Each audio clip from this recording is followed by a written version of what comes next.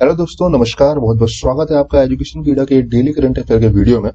आज के इस वीडियो में दोस्तों हम डिस्कस करेंगे 21 और 22 नंबर करंट अफेयर। देखें क्या सबसे महत्वपूर्ण क्वेश्चन इन दोनों दिनों में जो आपके एग्जाम के लिए बहुत ही ज्यादा यूजफुल है।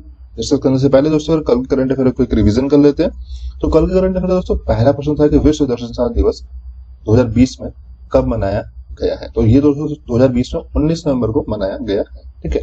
अगला क्वेश्चन था कि किस राज्य ने राज्यों में गाय को कल्याण के लिए गौ मंत्रिमंडल शुरू करने की घोषणा की है। तो ये किया गया है मध्य प्रदेश राज्य के द्वारा। ठीक है। अगला क्वेश्चन था कि विश्व सड़क यातायात पीड़ितों के लिए विश्व दिवस 2020 का कब मनाया गया है। तो ये दोस्तों 2020 में 15 नवंबर को मनाया गया है। ठीक है। अगला क्वेश्चन था कि निम्नलिखित में से किसने राजस्थान में स्टैच्यू ऑफ पीस की लॉन्च किया है। तो दोस्तों ये जो लॉन्च किया गया है ये प्राइम मिनिस्टर नरेंद्र मोदी के द्वारा लॉन्च किया गया है। ठीक है, वर्चुअली लॉन्च किया गया था। अगला क्वेश्चन था कि राष्ट्रीय मुर्गी दिवस 2020 कब मनाया जाता है। तो ये दोस्तों हर साल 17 नवंबर को मनाया जाता है। ठीक है। अगला क्वेश्चन था कि निम्नलिखित में से कौन जो है मोल्दोवा राष्ट्रपति चुनाव जीता है।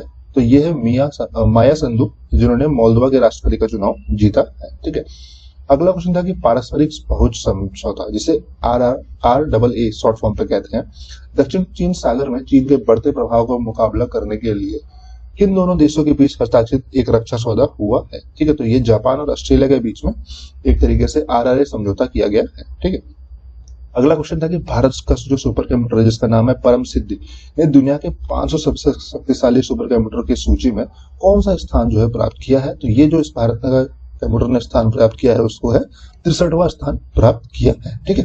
अगला क्वेश्चन था दोस्तों कि सुदीप त्यागी ने हाल ही में किस खेल से संन्यास की घोषणा की है। तो वो क्रिकेटर थे जिन्होंने अपने सारे फॉर्मेट से, यानी कि अब वो कोई भी फॉर्मेट, टेस्ट हो, ODI हो, T20 हो या IPL हो, उन्होंने अपने सारे क्रिकेट के प्रारूपों से संन्यास की घोषणा की है। ठीक है। और आखिरी क्वेश्चन दोस्तों की मृदुला सिन्हा जिनका हाल ही में निधन हो गया है वो किस राज्य की पूर्व राज्यपाल थी। ठीक है। तो वो जो है गोवा राज्य की पूर्व राज्यपाल थी। ठीक है दोस्तों, बहुत इंपॉर्टेंट चीज है कि मृदुला सिन्हा जो है वो गोवा की पहली महिला राज्यपाल भी थी। ठीक है दोस्तों, बात करेंगे दोस्तों आज के करंट अफेयर के पहले प्रश्न की कि मूडीज के अनुसार वित्तीय वर्ष 2020-2021 में भारत की जो अनुमोदित वृद्धि दर क्या है। ठीक है। According to the Moody's, what is the projected growth rate of India in fiscal of 2020 and 21। ठीक है। तो दोस्तों ये जो मूडीज के अनुसार जो अनुमानित GDP दर बताया गया है वो है -10.6% का। ठीक है। डिटेल्स देख लेते हैं पूरी जानकारी के लिए। तो मूडीज इन्वेस्टर सर्विस ने सितंबर 2020 में अपने पिछले अनुमान यानी कि 11.5% माइनस में नवंबर 2020 के अध्ययन में चालू वित्त वर्ष के लिए भारत के GDP का जो वृद्धि का जो अनुमान लगाया वो -10.6% तक संशोधित किया गया है। ठीक है दोस्तों, अगले वित्त वर्ष 2021-2020 के मूडीज के जो आंकड़े हैं वो 10.8% की वृद्धि के अनुमान जताती है, जबकि पिछले अनुमान के अनुसार वो 8.6% ही बताया जा रहा था। तो बेसिकली जो मूडीज जो है वो एक तरीके से आप इन्वेस्टर सर्विस कह सकते हैं, जो कि एक तरीके से अपने आइडियाज को बताते हैं कि जो GDP का जो रेट है वो किस तरीके से ऊपर जा रहा है, किस तरीके से नीचे जा रहा है। ठीक है। तो उन्होंने ही एक तरीके से इंडिया के GDP का आइडिया लगाया जो कि सितंबर के हिसाब से उन्होंने -10.6% का GDP रेट बताया है। ठीक है। अगला क्वेश्चन था दोस्तों कि विजयनगर को कर्नाटका के नए जिले के रूप में बनाने की घोषणा की गई है। ठीक है। इससे राज्य में कुल कितने जिले बढ़कर हो जाएंगे। ठीक है। Vijayanagara has been carved out as a new district of Karnataka.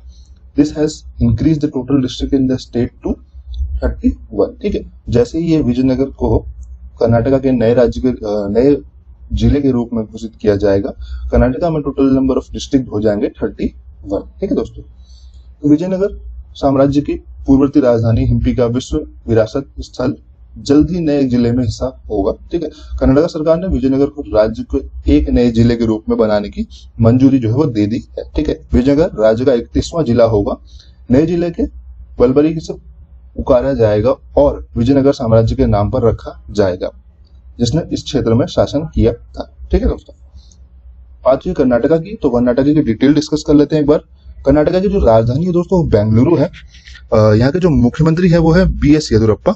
राज्यपाल यहाँ के वाजूभाई वाला है। लोकसभा की सीटें यहाँ पे 28, राज्यसभा की सीटें यहाँ पे 12, विधानसभा की सीटें यहाँ पे 225 और विधान परिषद की सीटें यहाँ पे 75। बात करें कुछ प्रमुख राष्ट्रीय उद्यानों की, तो ये कुछ प्रमुख राष्ट्रीय उद्यान है जो कर्नाटका में स्थित है। प्रमुख बांधों की बात करें तो आलमट्टी बांध जो कि कावेरी नदी पर स्थित है और कृष्णराज सागर बांध जो कि कावेरी नदी पर स्थित है और कर्नाटका में है। ठीक है। बात करते हैं दोस्तों अगले प्रश्न की कि ट्रेस ब्रिबरी रिस्क मैट्रिक्स 2020 में भारत का जो रैंक है वो क्या है, ठीक है। What is the rank of India in the trace bribery risk matrix 2020, ठीक है। तो इस बार जो भारत का रैंक है वो है 77वां, ठीक है। तो भारत का ट्रेस ब्रिबरी रिस्क मैट्रिक्स 2020 में 77वां रैंक हासिल किया है भारत ने इस बार, ठीक है। भारत ने वैश्विक सूची को 45 का स्कोर हासिल किया है, जो 2020 के व्यापार के रिस्क जोखिम को मापता है, ठीक है। 2019 की अगर बात करें दोस्तों तो वहां पे भारत का जो रैंक था वो 78वां था, और इस बार जो भारत का रैंक है वो 77वां, यानी कि एक रैंक ऊपर हुआ है भारत। वहीं अगर बात करें बांग्लादेश, पाकिस्तान, नेपाल और चीन की जैसे पड़ोसी देशों की तुलना में भारत का जो प्रदर्शन है वो अच्छा रहा है। लेकिन अगर बात करें भूटान की, तो भूटान का जो रैंक है वो इस सूची में 48वां था, यानी कि भारत से काफी अच्छा प्रदर्शन था। वहीं बात करें उत्तर कोरिया, तुर्कमेनिस्तान, दक्षिण सूडान, ठीक है, वेनेजुएला और इरिट्रिया ने सबसे अधिक वाणिज्यिक रिश्वतखोरी का जोखिम था। डेनमार्क, नॉर्वे, फिनलैंड, स्वीडन और न्यूजीलैंड में ने सबसे कम जो है रिश्वतखोरी का जोखिम दिखाया है, ठीक है। तो बेसिकली जो ये ट्रेस ब्रिबरी रिस्क मैट्रिक्स है ये दिखाता है कि आपका जो रिस्क मैट्रिक्स है देश में वो किस लेवल पे चल रहा है, और उसके हिसाब से उनको रैंकिंग देता है, ठीक है दोस्तों। बात करते हैं अगले प्रश्न की कि the PMFE scheme is centrally sponsored scheme launch for which sector, ठीक है। PMFME स्कीम एक केंद्रित प्रायोजित योजना है जो किस क्षेत्र के लिए शुरू की गई है, ठीक है। तो ये जो दोस्तों योजना है ये फूड प्रोसेसिंग एंटरप्राइज के लिए शुरू किया गया है, ठीक है। इसकी डिटेल्स देखते हैं पूरी जानकारी के लिए। दोस्तों केंद्रीय खाद्य प्रसंस्करण उद्योग मंत्री जो कि नरेंद्र सिंह तोमर है, उन्होंने जो है सूक्ष्म खाद्य प्रसंस्करण उद्यम योजना, जैसे हम शॉर्ट फॉर्म में PMFME, जो PMFME के प्रधानमंत्री निर्माण के क्षमता निर्माण घटक का उद्घाटन जो है किया है, ठीक है। PMFE योजना का 2020-2021 से 2024-2025 तक यानी कि 5 वर्ष की अवधि के लिए 10,000 करोड़ रुपए के परिव्यय के साथ शुरू किया गया है, ठीक है। उन्होंने भारत के GIS 1 district 1 product ODOP digital map को भी लॉन्च किया है, ठीक है। यह सभी राज्यों के ODOP उत्पादों का विवरण प्रदान करता है और हितधारकों को इसके मूल्य श्रृंखला विकास के लिए ठोस प्रयास करने की सुविधा जो है प्रदान करता है, ठीक है। डिजिटल मैप जो है वो आदिवासी, अनुसूचित जाति यानी कि SC, अनुसूचित जनजाति ST और आकांक्षित जिलों के लिए सांकेतिक भी है, ठीक है दोस्तों। बात करते हैं अगले प्रश्न की कि CBIC के अध्यक्ष जिनका नाम है M अजित कुमार ने GST भवन का उद्घाटन कहाँ किया है, ठीक है। Where is CBIC chairman M Ajit Kumar has inaugurated the GST Bhavan, ठीक है। तो ये जो GST भवन का उद्घाटन किया गया है ये किया गया है पंचकुला हरियाणा में, ठीक है। इसकी डिटेल देख लेते हैं पूरी जानकारी के लिए। तो केंद्रीय अप्रत्यक्षता और सीमा शुल्क बोर्ड यानी कि CBIC के अध्यक्ष जो है जिनका नाम है M अजित कुमार ने बोर्ड के सदस्यों के साथ GST भवन पंचकुला हरियाणा में उद्घाटन इसका किया है, ठीक है। पंचकुला में सेंट्रल GST के कार्यालय में कला भवन की स्थिति होगी। इसे लगभग 31 करोड़ रुपए की लागत से बनाया जाएगा, ठीक है। कोविड के इन समय में पूरी हुई CBIC की यह पहली बड़ी बुनियादी ढांचा परियोजना है। इस इमारत पूरी तरह से वातानुकूलित 3 मंजिला इमारत है जो लगभग 1.4 एकड़ की भूखंड पर बनाई जाएगी, जिसमें 7600 वर्ग मीटर का एक क्षेत्रफल और लगभग 200 व्यक्तियों की बैठने की क्षमता होगी, ठीक है। बात करते हैं कुछ उपयोगी नोट्स की। तो CBIC की जो स्थापना हुई थी ये हुई थी 1 जनवरी 1964 की, और इसका जो मुख्यालय वो है नई दिल्ली में, ठीक है दोस्तों। बात करते हैं अगले प्रश्न की कि भारत सरकार, मेघालय सरकार और विश्व बैंक ने किस राज्य के परिवहन क्षेत्र के सुधार और अधिग्रहण के लिए 120 मिलियन डॉलर का एक परियोजना पर हस्ताक्षर किया है, ठीक है। The government of India, the government of Meghalaya and the world bank has signed $120 million project to improve and modernize the transport sector of which Indian state, ठीक है।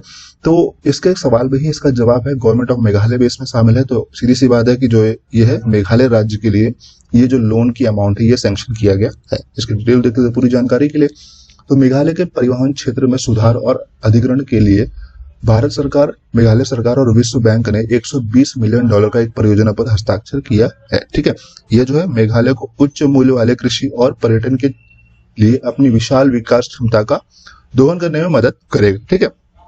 International bank for reconstruction and development यानी कि IBRD से $120 million का ऋण 14 साल की परिपक्वता अवधि से, जिसमें 6 साल का अनुग्रह अवधि शामिल है, ठीक है। International bank of reconstruction and development विश्व बैंक द्वारा प्रशासित एक विकास बैंक है। ठीक है, मतलब वर्ल्ड बैंक का ही एक तरीके से एक ब्रांच आप इसे कह सकते हैं, जहां से मेघालय राज्य को $120 मिलियन की लोन की सैंक्शन किया गया है, ताकि वो अपने राज्य में सड़कों को अच्छे से बना सकें और अपने राज्य के विकास को आगे बढ़ा सकें। ठीक है, बात करते हैं कुछ उपयोगी नोट्स की। तो मेघालय के जो मुख्यमंत्री है उनका नाम है कॉनराड संगमा, मेघालय का राज्यपाल है सत्यपाल मलिक और मेघालय की राजधानी है शिलोंग में। अगला क्वेश्चन दोस्तों की name the union minister who recently released a my stamp on Chhath Puja. ठीक है, केंद्रीय मंत्री का नाम बताइए जिन्होंने हाल ही में छठ पूजा पर मेरी टिकट जारी किया है। ठीक है, तो ये जो जारी किया गया है ये रविशंकर प्रसाद के द्वारा किया गया है। ठीक है, तो केंद्रीय संचार, इलेक्ट्रॉनिक्स और सूचना प्रौद्योगिकी और कानून का न्याय मंत्री रविशंकर प्रसाद ने छठ पूजा पर मेरी टिकट जो है जारी किया है। ठीक है, मेरी स्टैम्प डाक विभाग द्वारा शुरू की गई एक नवीन अवधारणा है।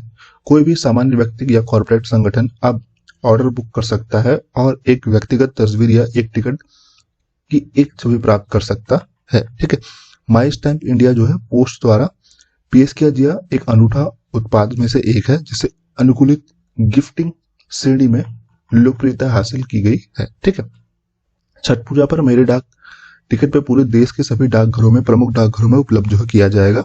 सादगी और स्वच्छता के प्रतीक छठे विश्व का एक विशेष आवरण भी किया जाएगा।